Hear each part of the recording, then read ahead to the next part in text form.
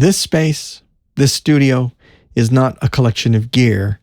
It's a continuation of my own journey in the pursuit of embodied musical practice. I've dedicated countless hours, years, and decades to understanding music and making it expressive for myself.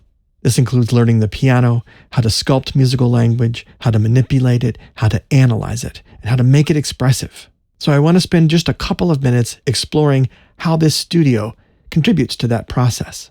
I spent years as a professional musician with deadlines and working to create music for others. But this space is designed to make music for myself. This means the music I make here doesn't ever have to see the light of day, even though much of it does. That allows me to keep focused on my process, to push my own internal limits, my own boundaries, to make terrible mistakes, but ultimately to discover things about myself. This studio, for all practical purposes, is an analog studio. In terms of sound design and performance, most of the instruments don't have presets, and the recording workflow is fairly antiquated by modern standards.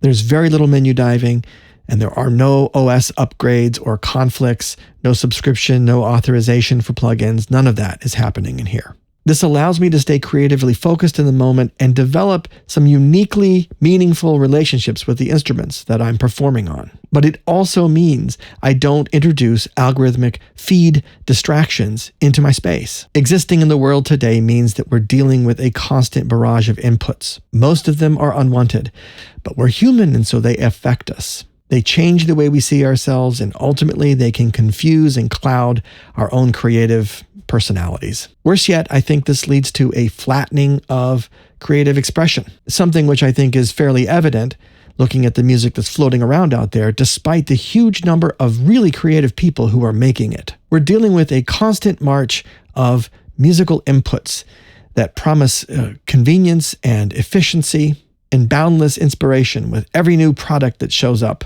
But this comes at the cost of distraction and taking time away from honing our skills or just listening to our own creative selves. Having spent my life in the pursuit of an embodied musical practice, I've learned that there's deep value in the struggle of learning. Otherwise, unlearnable lessons will come from the challenges you face when you try to master a musical instrument, when you try to learn about musical language beyond basic theory, or when you analyze music that you admire. There is joy, at least for me, in this journey, and I don't want to miss it. So I've designed this studio not as a nostalgic clinging to the past, but as a conscious, present-day series of choices designed to nourish and encourage my own creativity.